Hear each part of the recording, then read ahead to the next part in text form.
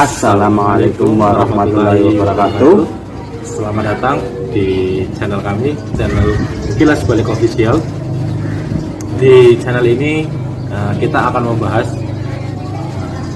para ulama, sejarah para ulama, tokoh dan sesepuh yang ada di Kabupaten Kebumen. Ya.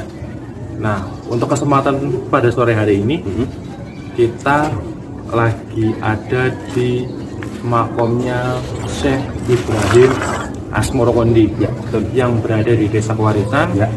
Kelurahan Panjer, Kecamatan Kebumen. Perkenalkan dulu ya, nama saya Bilgan Pari dan sebelah kanan Saya Bayu Cahyadi. ya, Mas Bayu. Mas Bayu kan berasal dari Desa Kewarisan ya. Ya. Nah, pastinya Mas Bayu sedikit paham tahu nih. Ya. Siapa sih Mbah Ibrahim Asmorokondi itu? Kalau setahu saya ya, nama lengkapnya Syekh Ibrahim Asmorokondi, atau orang sini biasa bilang itu Mbah Banyimudal.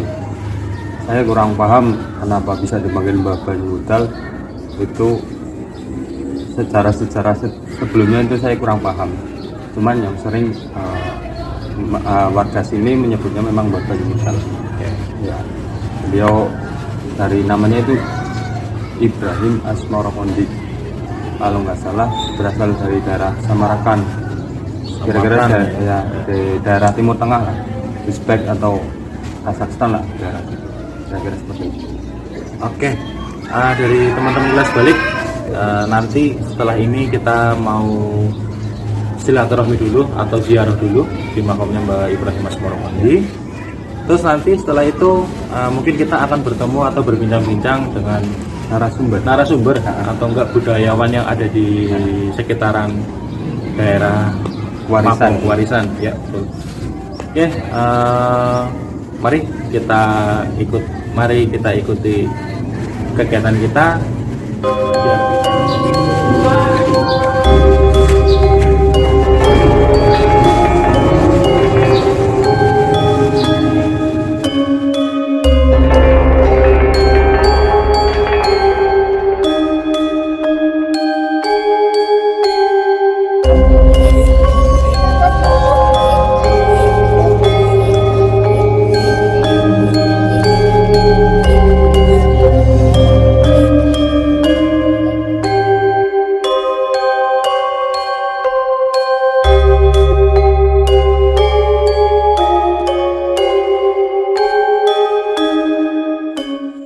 Selamat malam para sahabat Kilas Balik. Hari ini kita bertemu dengan dua orang narasumber. Beliau adalah Pak Nasruddin yang sebelah kanan, dan yang sebelah kiri Pak Hudori. Pak Kaum kertasnya Pak Kaum. Niki beliau berdua ini sebagai narasumber yang kita nyagali informasinya dari beliau, dan ya moga-moga menambah wawasan kita semua dalam sejarah-sejarah para tokoh ulama ataupun kesepuhan yang ada di Kabupaten Kebumen. Mungkin yang pertama yang kita hari ini bahas itu Syekh Ibrahim. Syekh Ibrahim itu sebenarnya siapa sih Pak? Nama aslinya atau berasal dari mana itu, monggo? Berkaitan dengan sejarahnya Syekh Ibrahim, itu menurut riwayat yang sudah dulu kita tanyakan kepada narasumber, orang sesepuh terdahulu kita ya Pak. Itu dulu berasal dari Samarkand. Samarkand itu negara daerah Uzbekistan. Nah, kalau itu namanya Syekh Ibrahim, tetapi karena orangnya dari Samarkand menjadi Syekh Ibrahim Asmorokondi, Samarkand. Orang Jawa ya Pak, menjadi Kondi. Kenapa cerita ini atau sejarah ini masih terus terulang dan bisa dikatakan terus menerus masih sampai sekarang karena kita mempunyai bukti-bukti berupa peninggalan beliau. Nah, peninggalan beliau itu ketika sitar Islam ke Cina, ternyata beliaunya sampai sekarang bahkan kita juga menyimpan, menjaga yang namanya benda pusaka. Ada juga kemudian keping kuningan itu tertuliskan Cina kuno, ya, ada Cina kuno itu 50 keping yang itu langsung dulu dari Cina. Jadi itu bentuk Cina bundar, lingkar, kemudian di tengahnya ada lubang 4, kotak segi 4 ya, gitu, Pak. Ya, bertuliskan Cina kuno.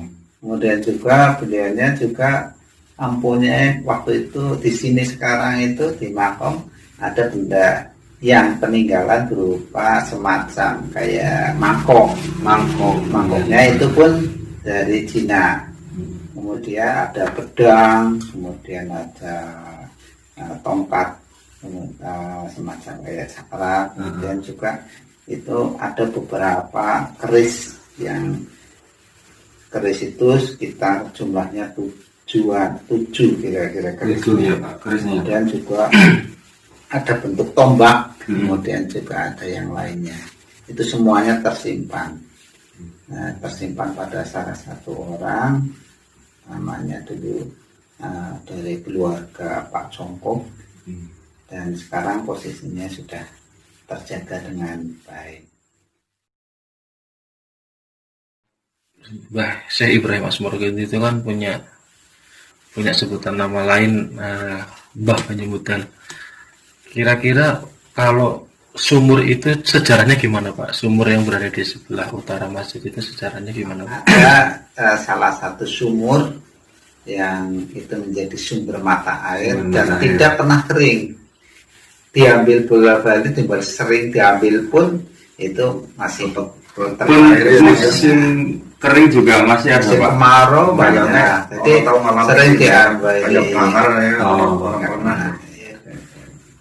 Dan itu konon katanya air itu nggak pernah surut ya Pak Inggih, walaupun ketika panjang ya Pak Inggih. Ya, sampai sekarang belum pernah ada punya sejarah air sumur di Banyumudal itu surut. Pasti masih dalam kondisi stabil.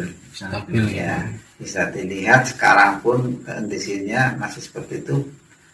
Kemarin pun seperti itu, dan mungkin besok ketika jenengan pas kemarau ke sini ya masih seperti itu.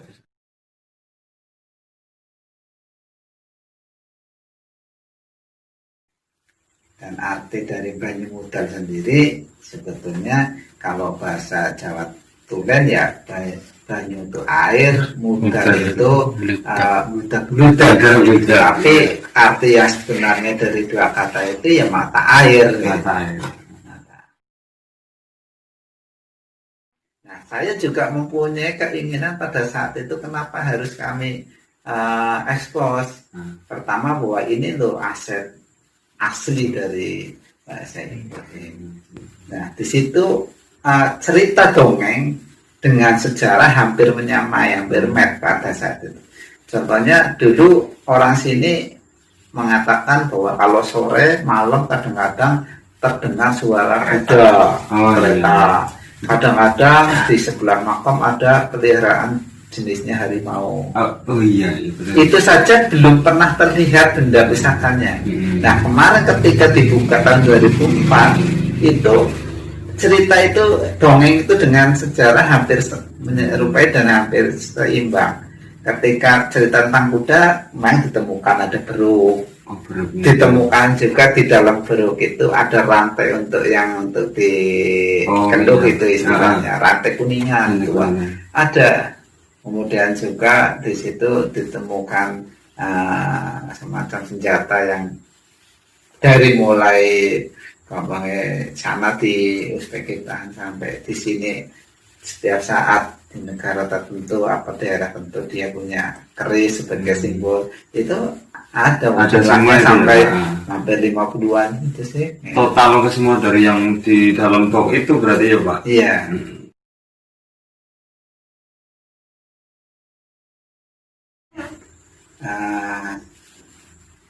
Mohon maaf, mungkin saya sedikit memberikan gambaran bahwa kegiatan yang ada selama ini, yang mana ada yang mengenal dengan nama lingkungan Suran, ya, karena kebetulan waktunya di bulan Muharram. Ya. Nah, bulan Muharram itu inti utama dalam kehidupan keagamaan khususnya Islam itu di bulan Muharram itu harus dan baik untuk melaksanakan kegiatan-kegiatan yang sifatnya kegiatan sosial keagamaan. Nah, di dalam Muharram itu ada 10 kebaikan. Nah, 10 kebaikan, 10 itu bahasa Arabnya ngasuro. Tetapi orang Jawa lebih mudah mengatakannya surah, suro, ya. Akhirnya hanya mempunyai kata suran, ya. Tapi tidak masalah karena biasa orang Jawa memang menggunakan kata-kata yang mempunyai lidah mudah diucapkan. Nah, ngasuro itu 10 kebaikan yang utama, antara lain adalah yang pertama adalah makan-makanlah yang bergizi tinggi. Antara lain itu implementasinya nanti adalah membawa tumpeng dan ingkung. Kemudian infak, membantu kepada santunan anak yatim. Nah, kita juga setiap menjelang acara ada juga santunan anak yatim. Demikian juga yang makan-makanlah yang bergizi tinggi, itu juga diaplikasikan oleh Syekh Ibrahim dengan cara bagaimana supaya masyarakat itu tertarik pada datang ke masjid, kemudian di masjid pada mengikuti kegiatan-kegiatan keagamaan seperti mengaji, sholat berjamaah, kemudian belajar tentang sejarah agama, kemudian juga bagaimana belajar tentang etika kesopanan kehidupan secara agama.